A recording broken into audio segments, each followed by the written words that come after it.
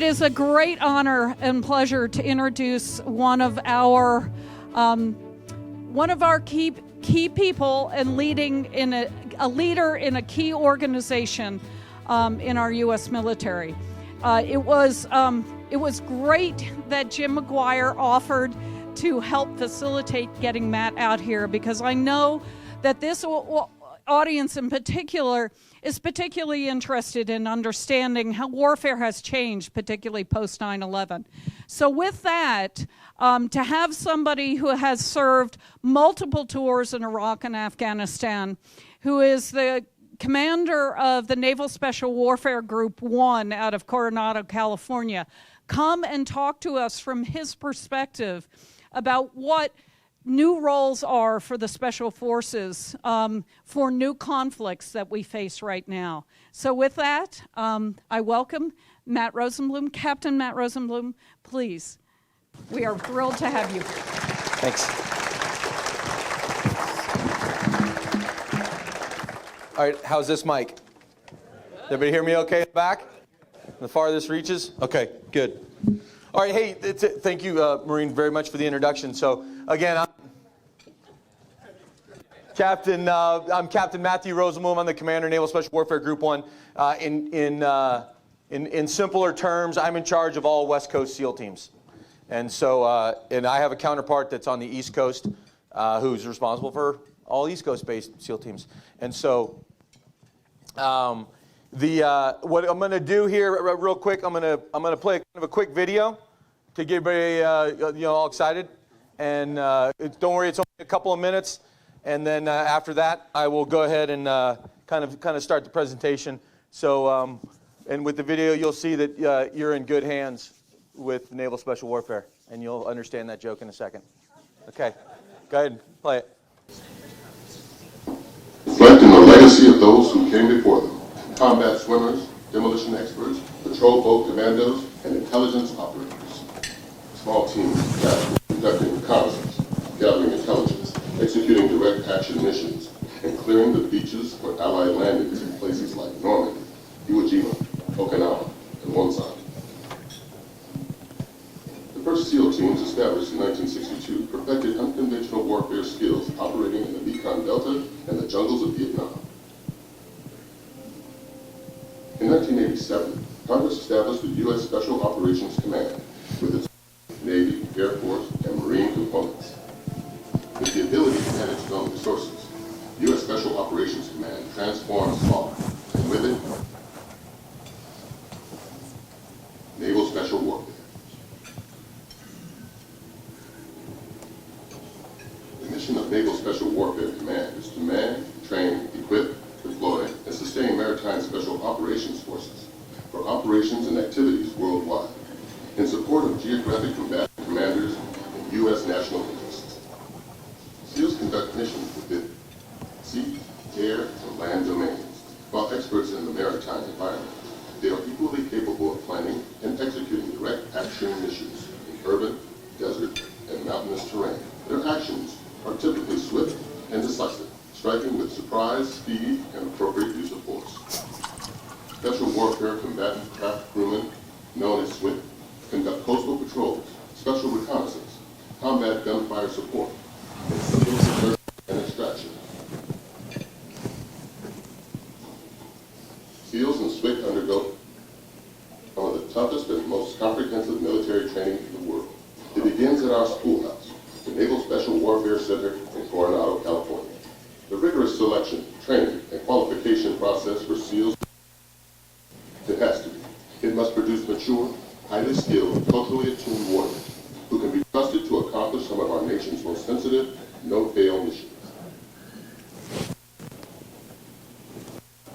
Critical to Naval Special Warfare's operational success is a cadre of mission specialists devoted to explosive ordnance disposal, intelligence, communications, training, logistics, maintenance, medicine, and a host of other combat support services.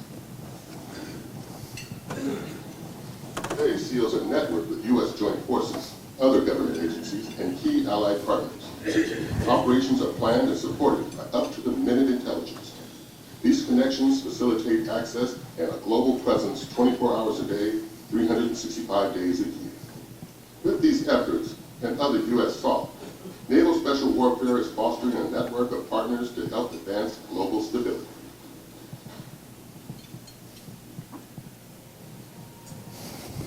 The dedication and unconditional support of resilient NSW families is key to the success of our forces.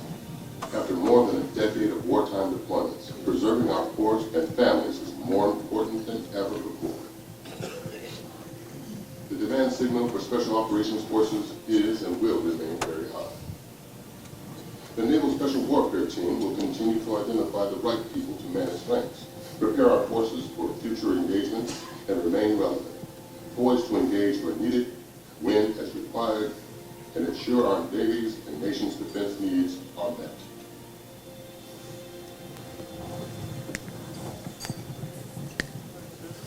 Okay, so if anybody wants to enlist now, I'm signing age waivers. If you, it's never too late. Since you're wondering, What's that? I'm gonna get rid of Just move this? Yeah. Okay. You actually, you're strong. Could you move that back there? Sure. Exactly. All right. Essentially, this is what I'm going to talk about today. In one hand, how we went from a naked swimmer, and that's just something that we as a community were referenced during World War II, due to the fact that guys were literally doing things in swim trunks. That's a guy putting a demolition haversack on an obstacle to clear beaches in the Pacific. So very well known as naked warriors. But then how have we transitioned then to hyper-enabled operators? And this is, as we, as I'll kind of discuss, is how we've embraced technology, how conflict has made us change and adapt from, guys wearing literally swim trunks, swim fins, and demolition to, a Halo battle suit over there in the main photo. Go ahead and, used to say next slide. Okay, so a couple of disclaimers. Number one is I talk fast. So if I am talking too fast, please feel free to, wave signal or slow down. Give me a slow down signal. Two, I am in the Navy, so we love acronyms, and it's literally a part of our language. So if I'm going to try not to do that to you, but if I do slip and I say something like, hey, when I was the CO of Jasodif AP working for NAVCENT, we would do MEOs on VOIs using a half bath. Okay, that is a perfectly understandable statement for me. Okay, and if I was talking to my people, they know exactly what I was talking about. Okay, you probably didn't, and so I will try to avoid acronyms. But if I do use some, feel free to again, like, hey, what does that mean if it's relevant? And then lastly, as which you probably all know, which is this is an unclassified environment, so there is certain levels of detail or on certain topics that we can only kind of discuss to a certain level. So with that, some of this was discussed there by in the video, but I will kind of cover it. What is NSW? So one thing is important to understand. And I don't want to insult anybody's intelligence, but it's very common for people to reference, my community as Navy SEALs. My community is Naval Special Warfare, and I'm gonna kind of talk why that is an important designation. Navy SEALs are one part of that community. That community is about 10,000 folks total. That's between SEALs, SWICs, which they covered in the video. Those are our special boat drivers. Combat enablers, okay? Combat enabler means your intel analyst, your communication specialist, logistics, administration, same things that make everything run. And a robust civilian workforce. Only about 3,000 of those are actual SEALs. So again, so our community incorporates all aspects of Naval Special Warfare. Also, one thing is, kind of the topic always comes up when people go, hey, wait a minute, Navy SEAL, frogman, combat diver, why is this guy out in the mountains of Afghanistan? Why is this guy rumbling around on the streets of Baghdad, Iraq? Because we operate in all domains. Some people kind of use that concept as the fungible operator, which basically says, hey, you're qualified to kind of operate anything. And although we are specialists in the maritime domain, we actually operate wherever the nation needs us. In fact, that's not a typo on the capital E. If you were ever curious as to why we are actually called SEALs, we are not named after the animal.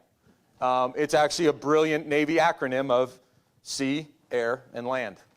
And so, anyway, so I'm not going to balance a ball on my nose.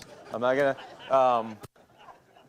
They tried to come up with an acronym for the word walrus, and it didn't work. So I said, oh, that makes sense. We can use that. So maritime component of U.S. Special Operations Command. Special Operations Command down in Tampa, Florida, they are actually our boss. We work in a joint community, and although we are in the Navy, right, it says right there on my name tag, and administratively, I work for the Navy. Navy pays my salary. We, for the most part, are completely and wholly under Special Operations Command from a authorities and operational control perspective. And then just really quick, kind of going over what SEALs kind of look like. As you can see here, you know, we are a little bit older than a regular entry level sailor. Our guys, even on the enlisted ranks, pretty good. About a third of them have bachelor's degrees when they enlisted in the Navy. And that's probably a little bit low. You know, when I kind of like welcome aboard all the guys that are coming to my group, you know, we always say, hey, show of hands, how many people in here have college degrees? It's actually about 75%. And I'll discuss how we select and assess guys and why we're able to get those folks. Okay, that's who we are. Where we came from. This was also touched on a little bit of, you know, kind of in the video. We were created in World War II out of necessity. That was the need for amphibious reconnaissance and beach clearance. You know, the Marine Corps learned a lot of hard lessons invading Pacific Islands during the island hopping campaign. And so in the Pacific, it became very much about clearance of obstacles, blowing reefs, so that you could actually conduct an amphibious invasion. Same type of thing happened over in the European theater. This is actually, that's actually one of the very few photos of the first wave at Normandy at Omaha Beach. And the reason you know who this guy is, you can't see on the picture, but that's a little upside down U on his helmet that denotes that he was underwater demolition. They cleared 70% of the obstacles on Omaha Beach at the very start. They also incurred about 70% casualties. But that's our background, is in World War II. Big transformational event for us was Vietnam. So we had a primarily amphibious reconnaissance force. Okay, SEAL teams were created by President Kennedy in 1962, designed to be counterinsurgency, counter-guerrilla, and a direct action force, and each of the services formally stood up their elements. So we created SEAL teams out of underwater demolition teams and naval combat demolition units. That was SEAL Team 1 and 2, and they spent a lot of time in Vietnam, and this is where a lot of our unconventional thinking came from, a lot of our community culture, which I will kind of touch on a little bit. We kind of pride ourselves as being creative problem solvers, and especially by reducing the limitations that are sometimes imposed upon you.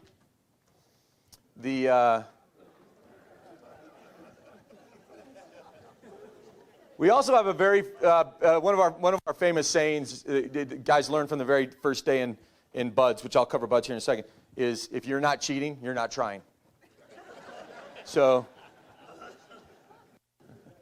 we were heavily formed by the Vietnam War. When I first checked in as a brand new guy at a SEAL team, In 1992, I had Vietnam vets were my mentors.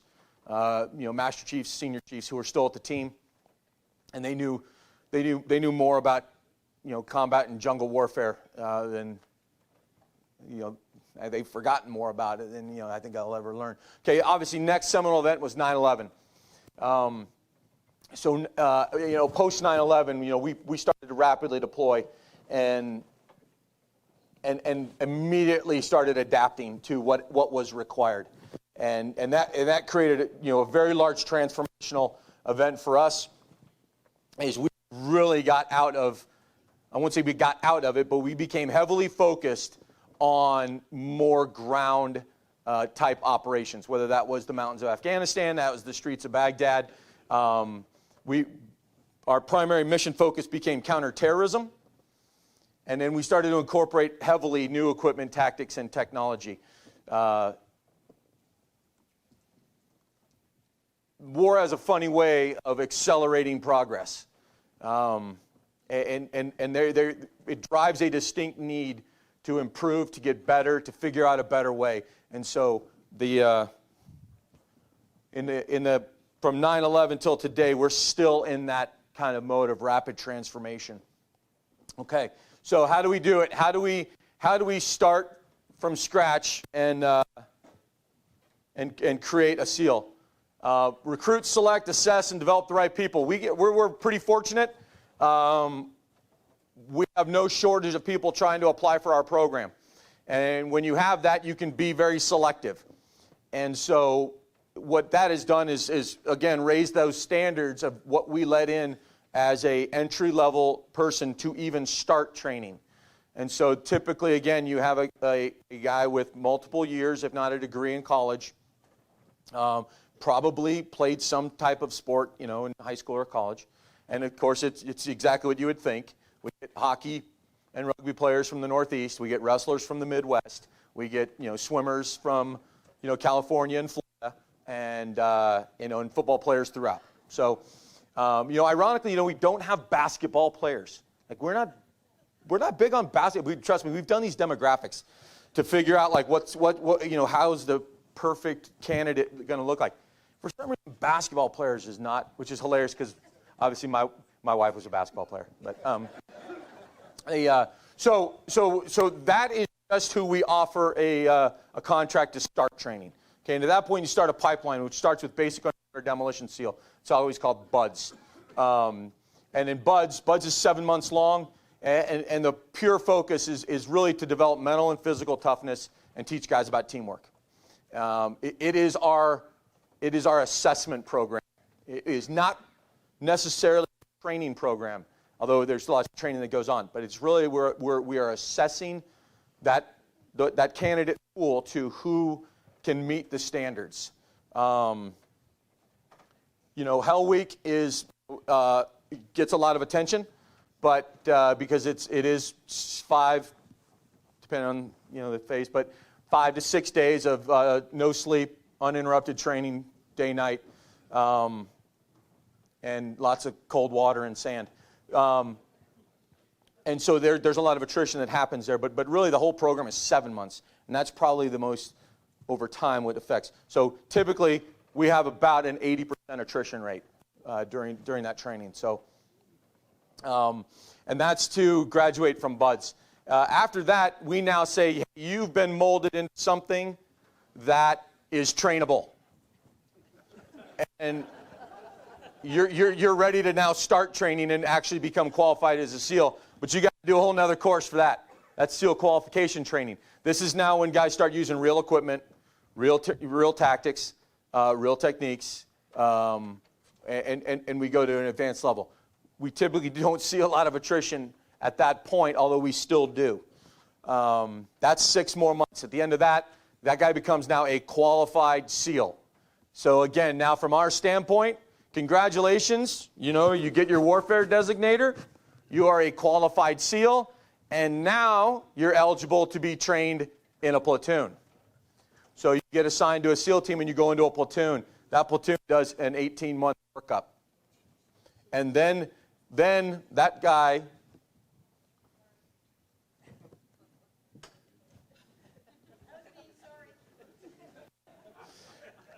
then that guy is ready to be deployed with his unit, in this case, a platoon. So overall, it takes about 2.5 years to get a fully trained and qualified individual SEAL. And then once he is in that cycle, that is the cycles that people will live in. That's their life now. It's platoon, troop, SEAL team, and you are in what we call the interdeployment training cycle, which basically means you train, you deploy. Then you come back, and you train again, and then you deploy. Because we are in the Navy, we are regularly scheduled deployers. We don't necessarily need a purpose because we're in the Navy. That's what the Navy does, right? The ship has to get underway. Well, the SEAL team has to go forward. So, all right, that's kind of our basic training pipeline. Okay, so what does all this mean? Okay, so post 9/11, I kind of touched on a pretty seminal event for us. So in the immediate aftermath of 9/11, we sent guys to Afghanistan. And our purpose as Naval Special Warfare, our primary role is direct action. Within the Special Operations community, there are various branches. Okay, they talked about it. Every service has a branch in Special Operations. Army, Marine Corps, Air Force, they all have their own Special Operations. We all have our own specialties within that. And ours is direct action.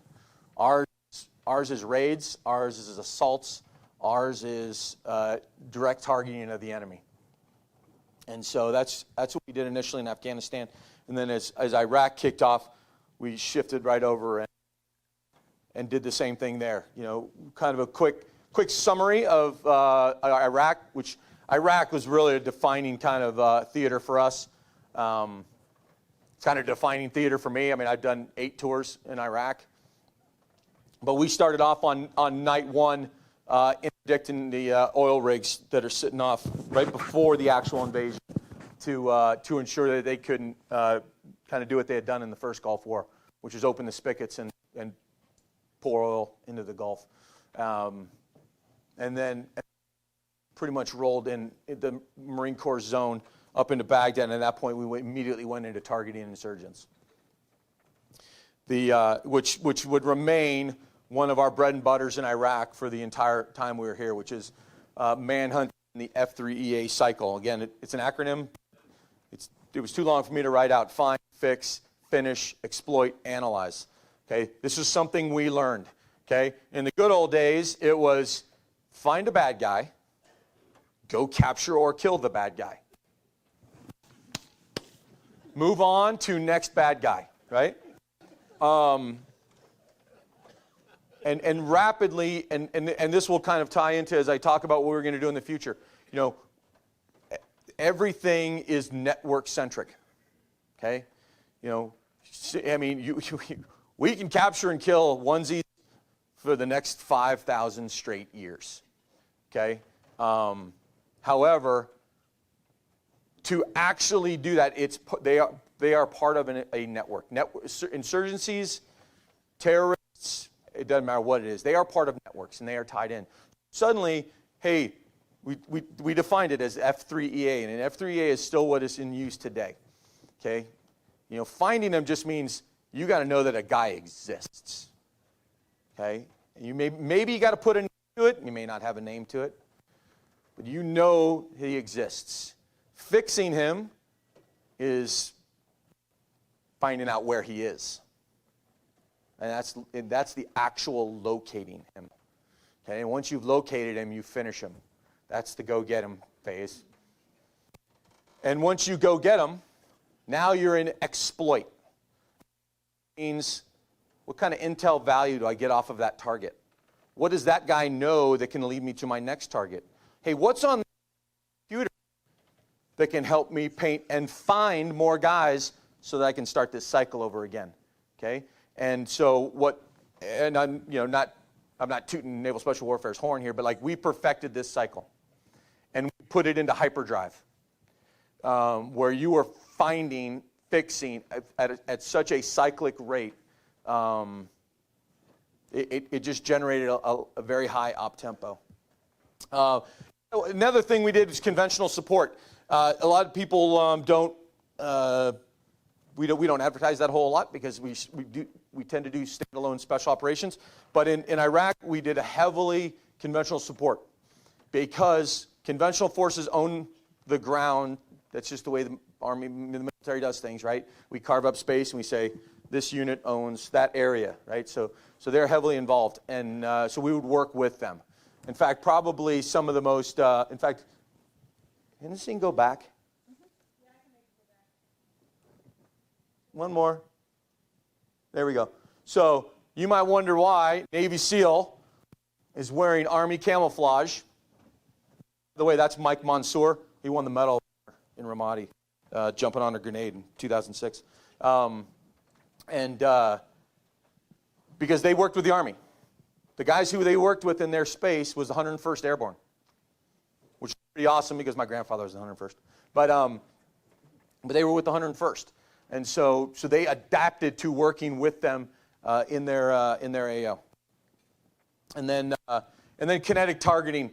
That has become turned into a sort of an operational form all by itself, in the sense of the authorities, the approvals, the level of detail, what we call PID, P-I-D, positive identification. That is, you have to know what you're seeing and what you are targeting. And that can come and go at various levels of detail. And that is the nature of warfare. And I'm going to kind of talk to that a little bit about the amount of technological detail that is available out there to us. Also sometimes necessitates then a requirement for that level of detail. So while our forefathers in Vietnam might have said, hey, I'm getting shot at from that village, I'm going to drop a bunch of bombs on the village. Done. Like, that's okay. That makes sense. Okay, we really can't do that today. What we do is we have a multitude of intelligence collection methods so that we can absolutely, within a certain level of certainty, say that a specific individual is in a specific place doing a specific something, and oh, by the way, he's not there with his wife and kids or the neighborhood, whatever, and that there's no likelihood or limited likelihood that we will have collateral damage. And that is a process. It requires heavily on technology and intel collection. So, and that's, again, this is something that it just takes refining. So when Iraq wanted me back in 2014, when ISIS kind of rolled through Mosul, I kind of led everything that was back in Iraq. That's all we did. All we did was kinetic targeting, and probably to the tune of about 5,000 strikes during my 6 months there. So it becomes very, very viable.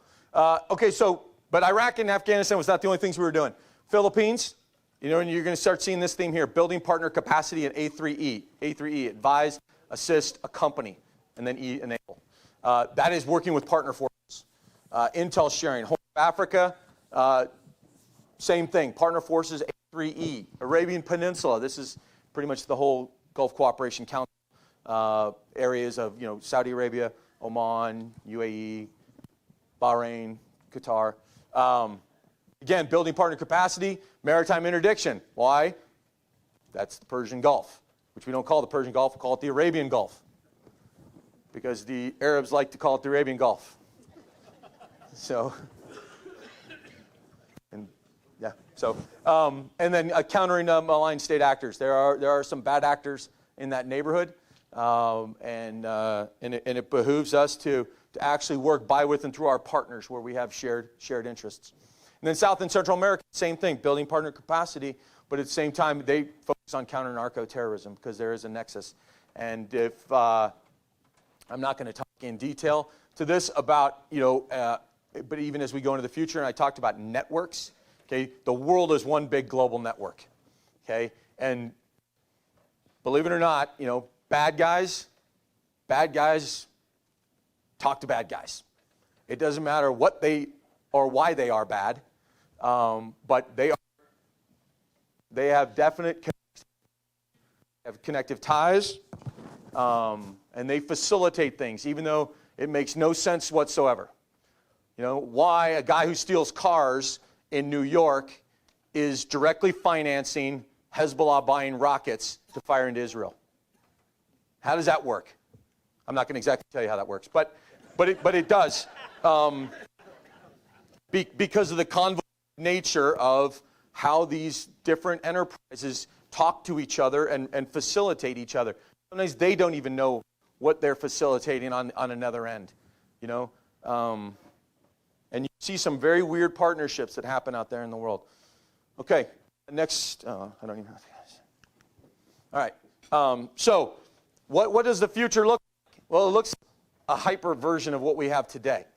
You know, for us, the threat, twofold. Number one, terrorism, okay? And in the military, we actually call it countering, because we like to put big names on everything, is countering violent extremist organizations, okay? We're saying terrorists. You can say bad guys. But it's a little bit oversimplified. So that is one of our major lines of effort. It's the one that we in Naval Special Warfare are most heavily involved in. And violent extremist organizations, this is everything from, you know, what we are currently, which is people, Al-Qaeda, which is still around, ISIS, they're definitely still around, and all their little offshoots, okay? Because again, going back to that networked organizations, there are a lot of different organizations out there that are kind of like franchises. It really is. I mean, I was kind of semi-joking there, but it's really not. You know, so you know how. In Reno, do you guys call it Carl's Jr. or Hardee's?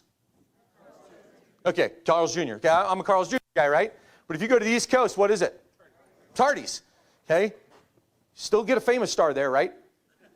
Okay, right? It's the same restaurant, but if my authorities, the way you all understand it to be, the way politicians write policy, is that I can only target Carl's Jr., guess who gets a free pass?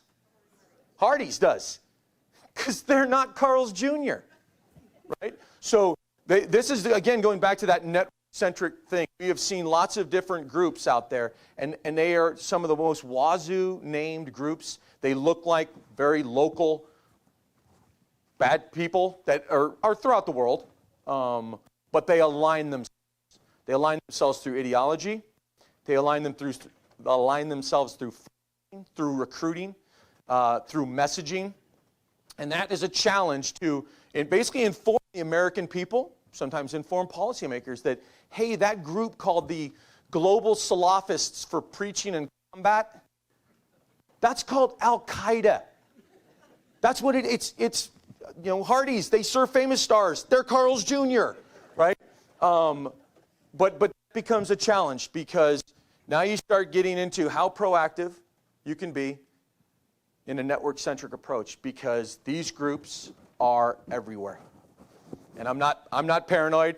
I'm not a conspiracy freak, and I don't see, wear my foil hat, okay? But I do read a lot of intel, and I've been around a bit, okay? It's everywhere and it's connected. So the question is, how much do you target it? That's going to be one of our biggest challenges going forward. 5 minutes? Okay, 5 more minutes. This is the last slide. And I will tell you, you want to talk about something that people did us a favor? So the group I just mentioned, I didn't make that up. The Global Salafists for Preaching and Combat. You're thinking like, oh, that sounds like the local gang members in Mauritania. Like, kind of, but really they're Al-Qaeda guys. You know what they did for us? They did the best thing ever. Hardee's changed his name to Carl's Jr. Because they weren't getting any love within their own organization. And they said, nobody knows who the GSPC is. We have no respect. Al-Qaeda in the Islamic Maghreb. That's a cooler name. And we all went,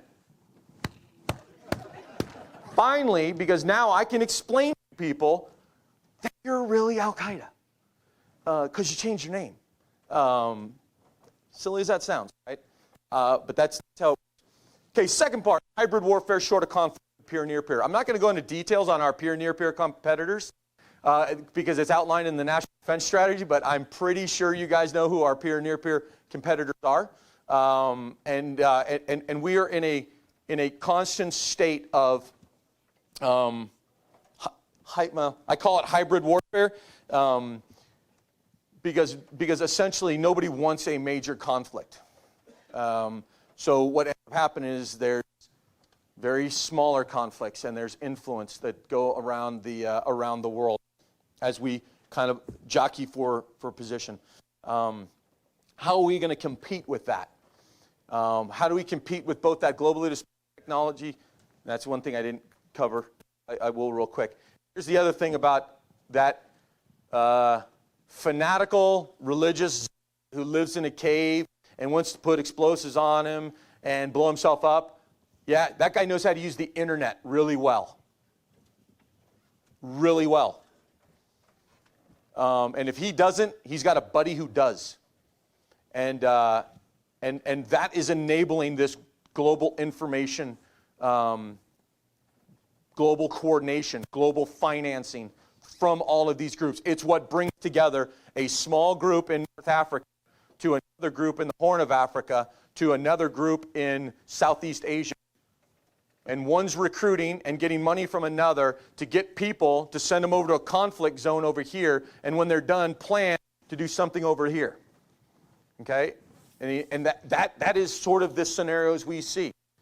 Money from one country to go to financing to move people who are let's say in the Philippines, who are getting ideology spun at them to be recruited to go fight in Syria for ISIS, and then ISIS will turn them around and eventually start planning external operations in Europe. Okay? That's what I mean by globally dispersed and yet enabled through technology. How do we beat them? Joint interagency and coalition. This is a challenge.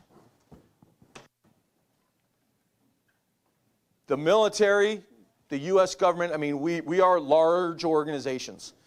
Our intelligence communities are very large organizations.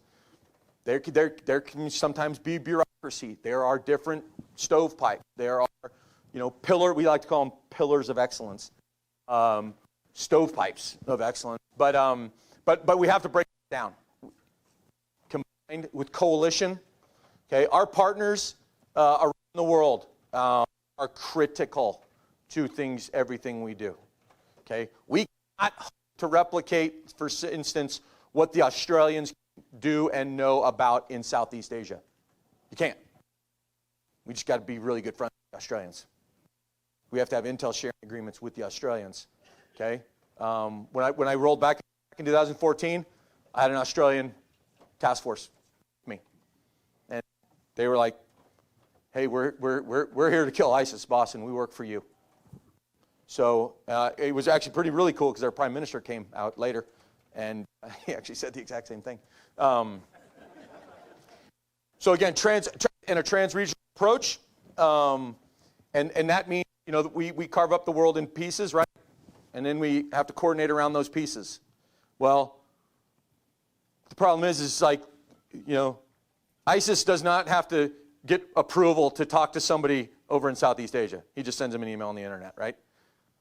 Okay, us in the military, we like to, hey, that's my space to coordinate with, and you have to do this, that, and the other. So we have to break down those seams. And then the final government, and that's, if I could leave one takeaway that is, my first takeaway is like, you guys should think Navy SEALs are cool. But if you could have another takeaway, it would be that we are a very small part of the solution.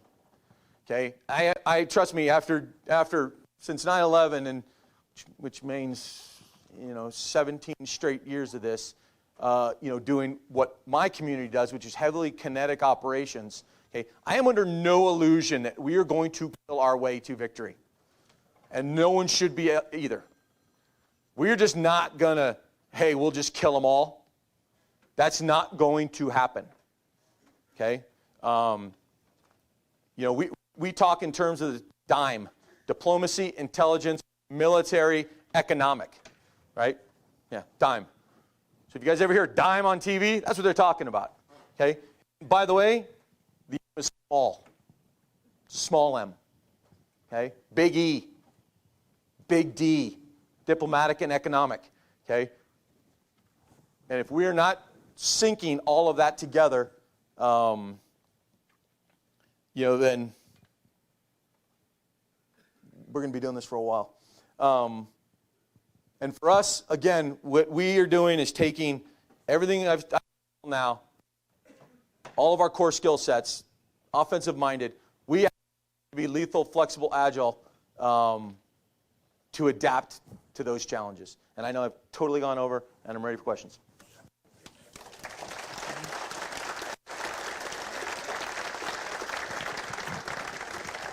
Thank you, Matt. That was an absolutely fabulous presentation. And obviously, I have a stack of questions. So we're going to get right to it. And because I'm chair, I get the prerogative of organizing the questions. So I get to pick the question I wanted to ask first, which is, you kept saying he and him. Would you care to explain how many women Thanks. are in the SEALs and what their role is and Hey, how they're selected and how they're trained? Thank you. Okay, I'm going to. Can we do the next slide? Sorry. There's one last one, because this is what I'd rather be doing than answer that question. No, that's actually an easy question, because I get it a lot. There are no female SEALs. The SEAL community and BUDS training is wide open to females. That was, changed by SecDef Carter. It applied to us. And for us, we actually take a very simple view of this. Take aside opinions and everything else, because we are a standards-based organization. I told you earlier, 80% of mission. Okay, we take guys who are Olympic medal-bearing athletes, and we kick them out of training because they don't do something fast enough, we don't like their character, or they can't do enough pull-ups, or whatever, okay? We take guys who are All-Americans at whatever, and we drive them out because they do not meet standards. We are zealots when it comes to standards. The standard is the standard. Hey, you know what? Hey, if I can be fully kitted up, which with me means about, all total, you're probably carrying about 295, 300 pounds. You can throw me over your shoulder. You can run over uneven ground in Nyland at 120 degrees in the middle of summer in a live fire contact. I don't care if you are male, female. I don't care if you are blue, purple, black, white, yellow. You just better be able to do that. Okay? So if you meet the standard, and BUDS has a very good way of finding a secret sauce, we call it. And there's no way to find it out before. So if a female, we've had a couple of females come through an initial assessment for a couple of different reasons. They were not selected, but we are wide open, and our position is, here's our standards. You meet the standards. Done. Great. Thank you. They will rise to the challenge, I assure you, someday. So you gave us a fabulous discussion about our approach to special ops. Mm-hmm. Okay. So we have questions here about are we facing the same thing on the other side? In particular, China, Russia, Iran, all the countries that are our traditional adversaries, mm-hmm. Do they have your equivalent? Oh, yeah. And if so, how good are they?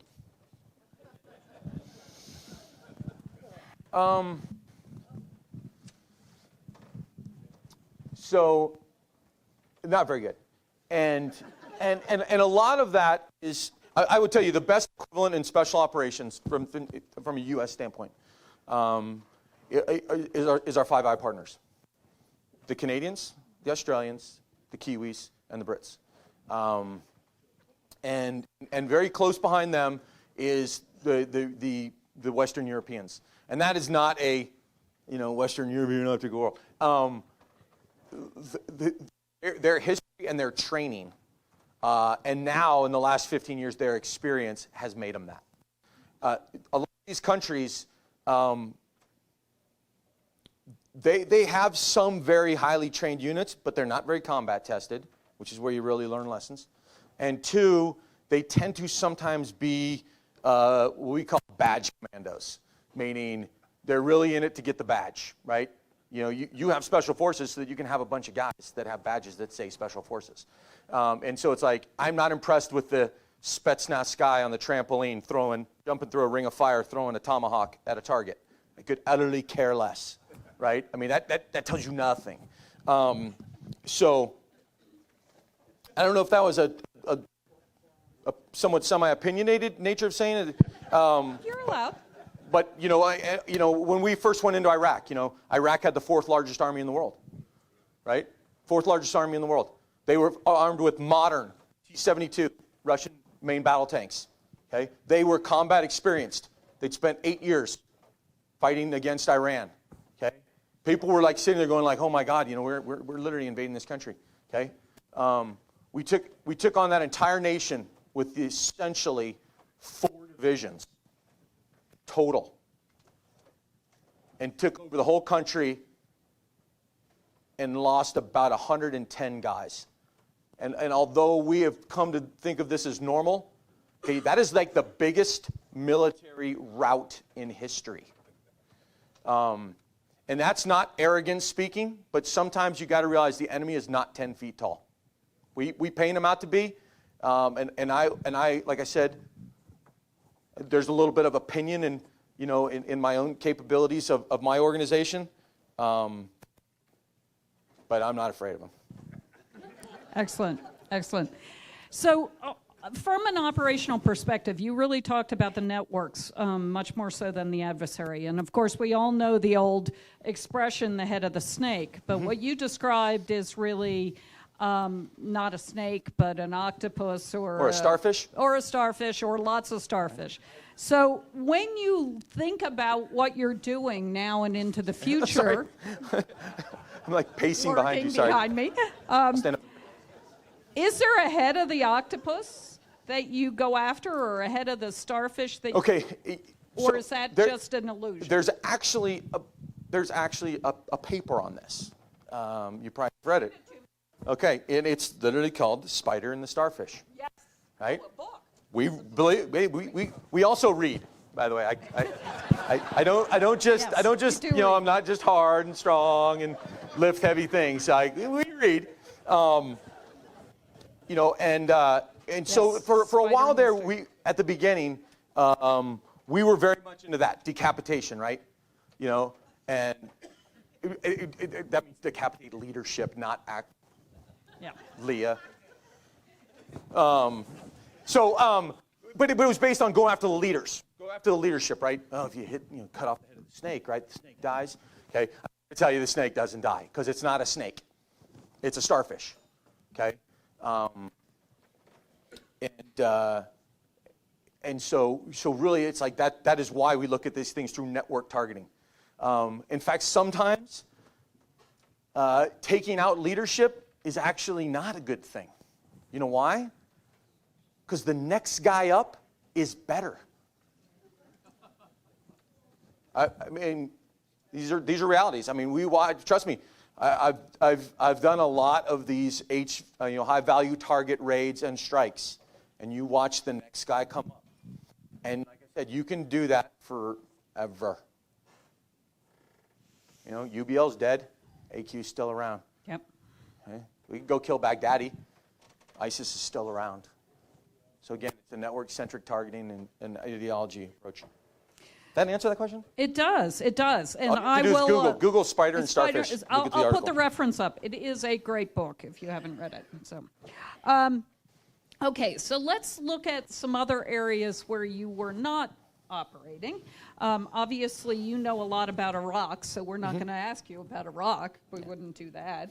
We're going to ask you about other places like Africa and Central America. So when we look at them from your perspective, from the special ops perspective, are we looking at coherent groups of adversaries? Are we looking at gangs like MS-13?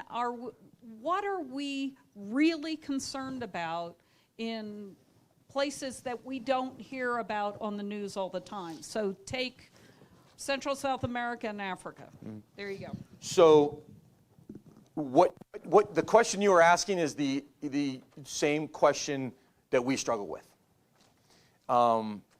You know, because like I said, in Africa, let's say, there are a lot of issues in Africa. Okay, take away terrorism.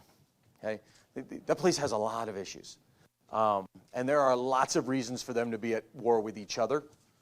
And there's a lot of shifting allegiances, and there's shifting ideology. And in the middle of it, you've injected terrorism.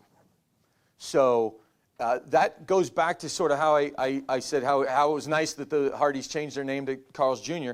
Because it provides some clarity. Because, you know, it is difficult to kind of get your hands around Al-Shabaab. Right? Has anybody heard of Al-Shabaab? Okay, in Somalia. Okay. Okay, so Al-Shabaab is really an offshoot of what used to be Al-Qaeda in East Africa, which was really kind of, you know, a merger of really a clan warfare of the one clan that was a little bit more extremist than its needs, figured out, hey, sign up to this whole Al-Qaeda thing, I get more wasta, I'll get more guns, I'll get more influence, so I can crush my clan buddies across the way in Mogadishu.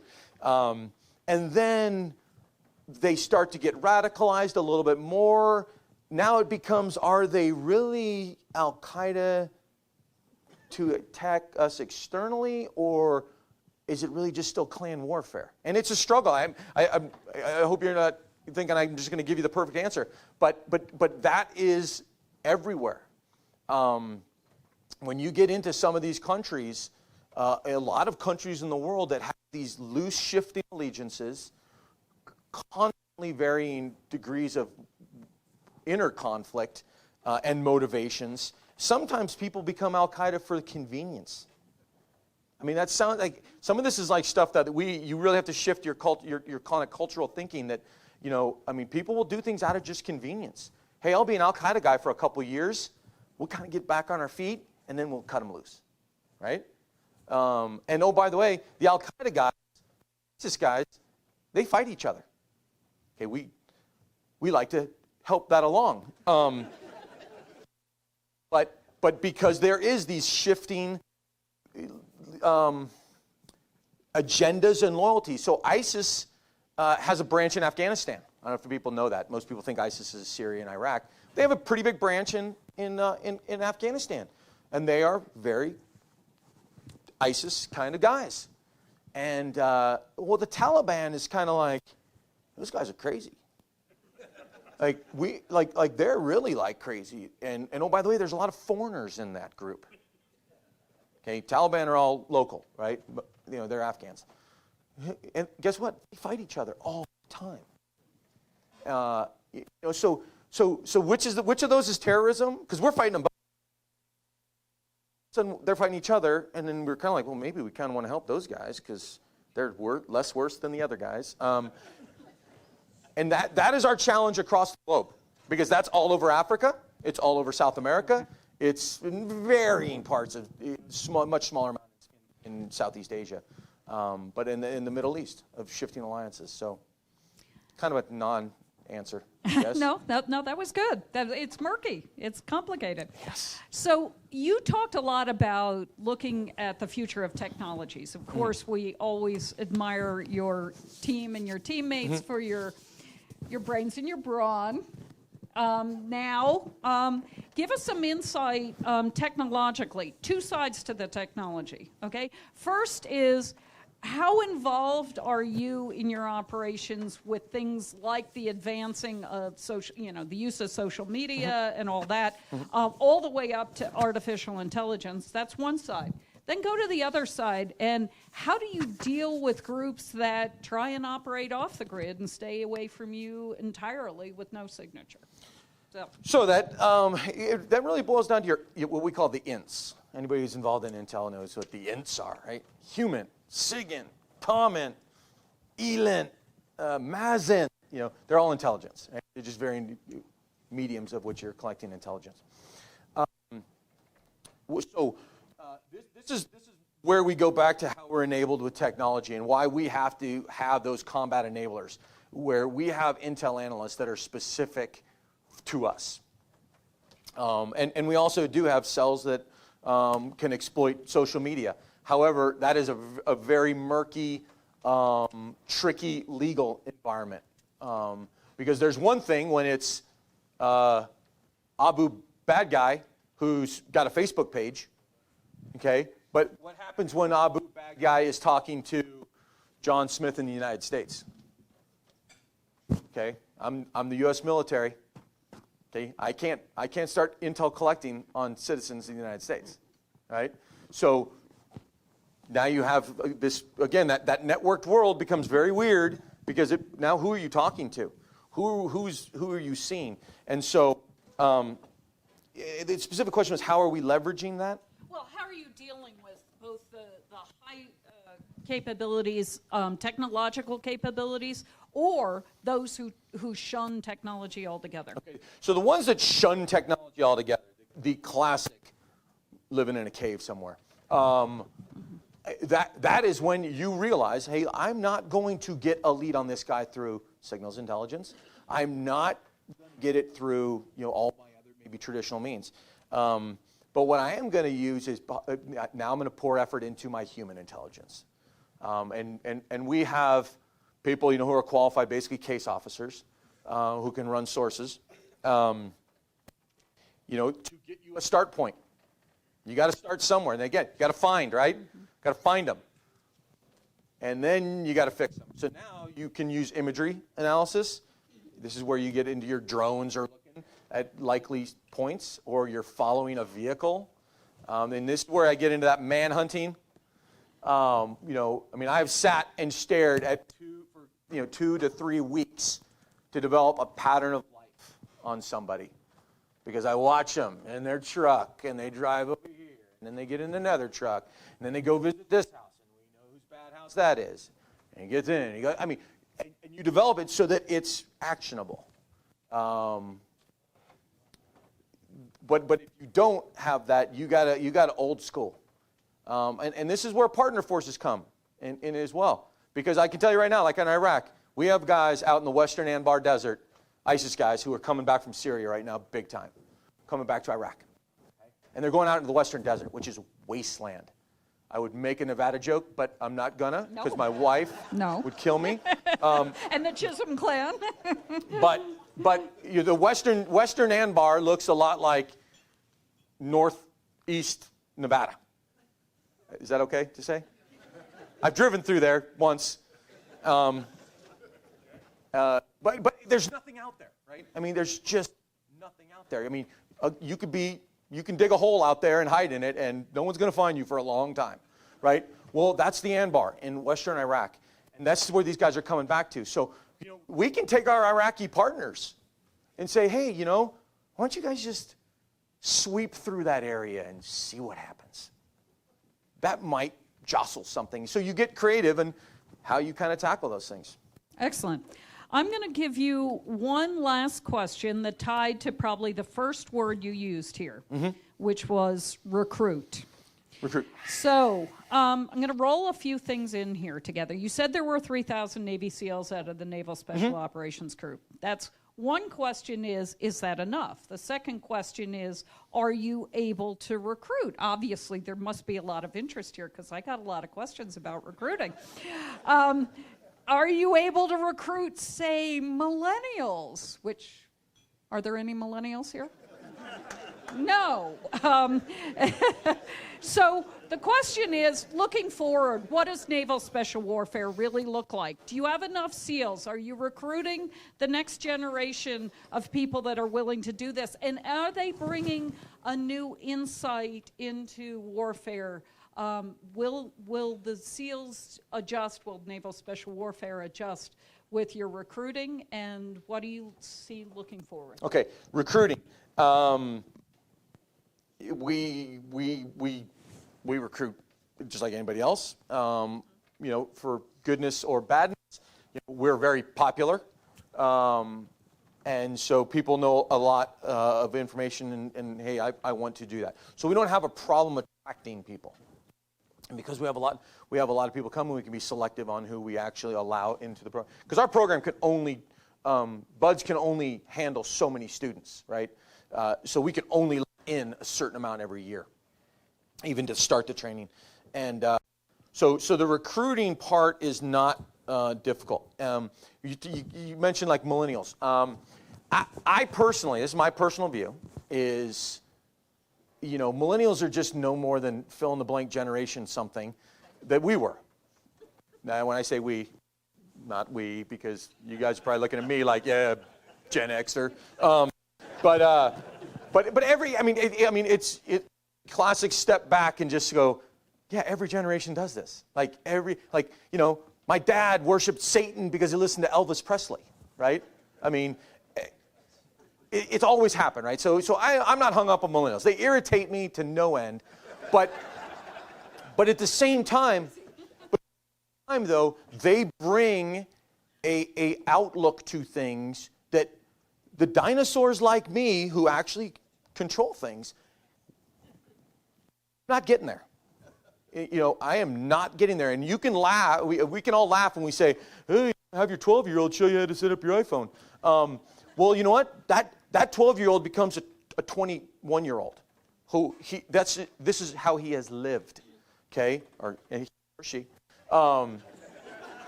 has lived, okay? And so when he comes into us, and very core skill things we do and we will always do. But you know what? I'll tell you a story. We got a guy, 5-year-old, right? So we come in and we have things called JTACs. These are the Joint Terminal Attack Controller. These guys call aircraft in and drop bombs, right? And they do targeting. And there's a whole training program for that, right? There's a simulator for it. We have this awesome simulator right there in Imperial Beach. It's 3D dome.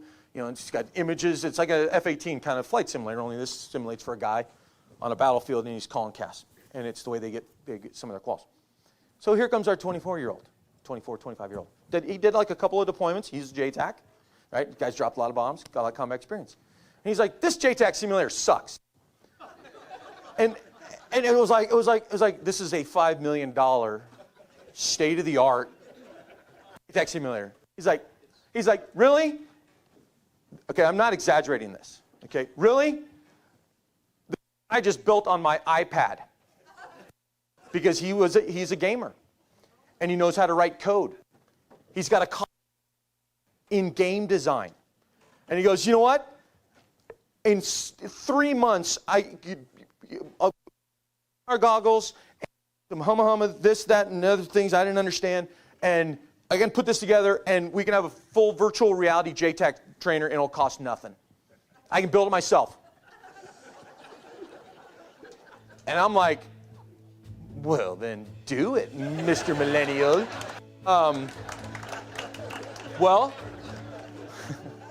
Well, Petty Officer First Class Den just got the Chief of Naval Operations Innovation Award. He's down with General Thomas, our 4-star Special Operations Commander, showing how to use virtual reality for realistic training. And we now use VR goggles to create realistic environments where guys do JTAC. So I'm okay with it. There is hope. There is hope. Matt, thank you so much for a fabulous presentation. Thank you. Thank you. And thank you for your service. Thanks. Thank you.